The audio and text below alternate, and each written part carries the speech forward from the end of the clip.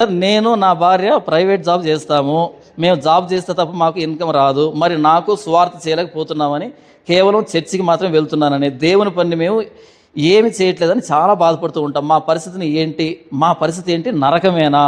కొంతమంది దేవుని పనిని చేయకపోతే నరకం అంటున్నారు. సమాధానం చెప్పగలరు? జాబ్ చేస్తూ దేవుని పని చేయడం ఎలా వివరించగలరు?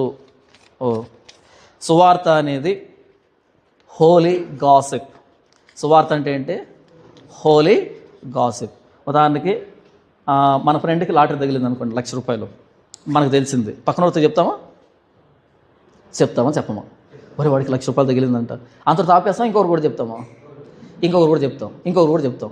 ఎవరు చెప్పమని చెప్పారు? వాడు ఏమన్నా చెప్పాడా? అందరూ చెప్పారా అని లేదు. అది మనల్ని ఇంప్రెస్ చేసింది.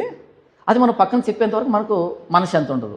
సువార్త అనేది ఇంతమంది చేయాలి, ఇలా చేయాలి రూల్ లేదు. నువ్వు యేసుప్రభుని ఎక్స్పీరియన్స్ అవుతూ ఉంటే ఆటోమేటిక్గా పక్కన మాట్లాడుతున్నప్పుడు యేసుప్రభు గురించి తెలుసా నీకు, యేసుప్రభు ఇలా చేశాడు అలా చేశాడని ఖచ్చితంగా నువ్వు మాట్లాడుంటావు. నువ్వు ప్రైవేట్ జాబ్ చేసి ఎక్కడైనా సరే సువార్త అనేది ఎవరికి? మనుషులకి. ఏ ప్రైవేట్ జాబ్లో నీ మేనేజర్ ఉండడా, నీ కింద ఉండే పనిచేసే ఉండడా, లేకపోతే వాచ్మెన్ ఉండడా, లేకపోతే మిగతా ఎంప్లాయీస్ ఉండరా? ఖచ్చితంగా ఏదో సందర్భంలో మాట్లాడుతుంటావు కదా. That is called gospel. సువార్తే అంటే. సువార్త అంటే ఏమనుకుంటున్నావు? ఇలా మైక్ వేసుకొని పట్టుకొని వెళ్తేనే అనుకుంటున్నావా? డిఫరెంట్ మెథడ్స్ ఉన్నాయి. అల్టిమేట్గా నీలో ఉన్న క్రీస్తుని పక్క వ్యక్తికి చేరవేయడమే సువార్త అంటే. అది నీకు అవకాశం ఉన్నది అది, ఇంకోటికి అవకాశం ఇంకొకలాగా ఉంది, ఇంకోటికి ఇంకోలాగా ఉంది. చెప్పు, నువ్వు క్రీస్తుని అనుభవిస్తున్నావు, చెప్పు. ఇంతమంది చెప్పాలని రూల్ లేదు, ఇలానే చెప్పాలని రూల్ లేదు. నువ్వు అనుభవిస్తున్నావు, నువ్వు చెప్పకుండా ఉండలేవు, అంతే. ఇకపోతే ప్రతి ఆదివారం చర్చికి వెళ్తున్నావు, చర్చికి సపోర్ట్ చేస్తున్నావు కదా. ఆయన వాక్యం చెప్తున్నాడు కదా, సపోర్టింగ్ ఆల్సో గాస్పల్. సో అది చెప్పడమే. అర్థమవుతుందా? ఆంధ్రేయ పేతురు పట్టుకొచ్చి యేసుప్రభు దగ్గర ఇచ్చాడు, పేతురు మొత్తానికి చెప్పాడు. ఈ స్వార్థ కాదా?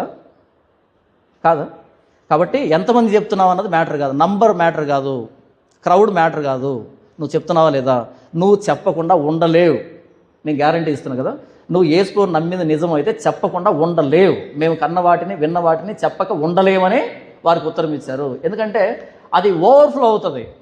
హృదయం నిండి ఉన్న దాన్ని బట్టి నోరు మాట్లాడుతుంది. నీ గుండెలు యేసుప్రభు ఉంటే చెప్పకుండా ఉండలేవు. చెప్పకపోతే ఇంకా భారం ఎక్కువైపోతుంది.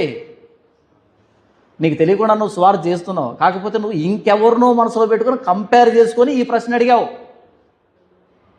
ఇంకెవరినో కంపేర్ చేసుకున్నావు. సో దానికి మీట్ కావట్లే, దానికి నువ్వు రీచ్ కావట్లేదు, కాబట్టి ఇది అడుగుతున్నావు. నువ్వు చెప్తూనే ఉంటావు నాకు తెలిసి, లేదా నీకు అవకాశం లేదు కదా.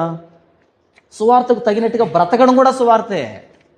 ఆ ప్రాంతంలో నమ్మకంగా బ్రతకడం కూడా నీ బిహేవియర్ వాళ్ళ ఇంప్రెషన్ క్రియేట్ చేస్తుంది. నువ్వేం మాట్లాడకుండా ఆ రూల్స్ ప్రకారం పర్ఫెక్ట్గా బ్రతికితే జనాలు గమనిస్తారు, మరి వీడు బిహేవియర్ చాలా డిఫరెంట్గా ఉంది, వీడి బిహేవియర్, వీడు చర్చికి వెళ్తాడా అంతే.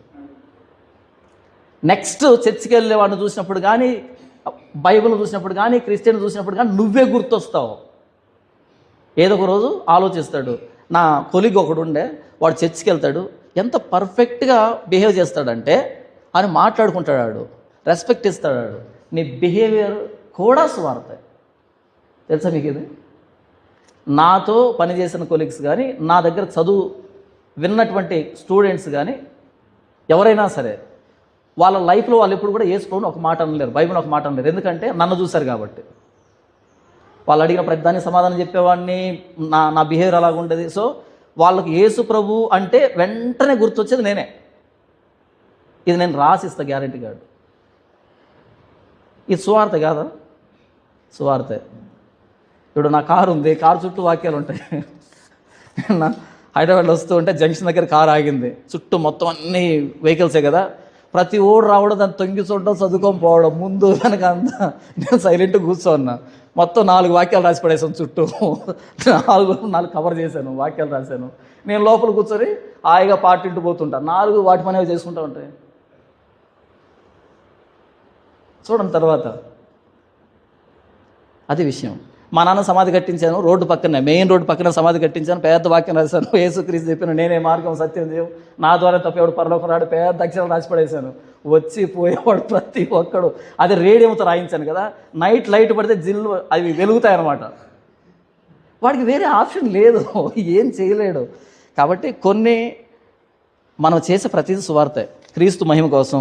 అది ఎలా చేయాలని రూల్ లేదు, ఎలా కాబట్టి అలా ఇన్నోవేటివ్గా ఆలోచించి చేయి.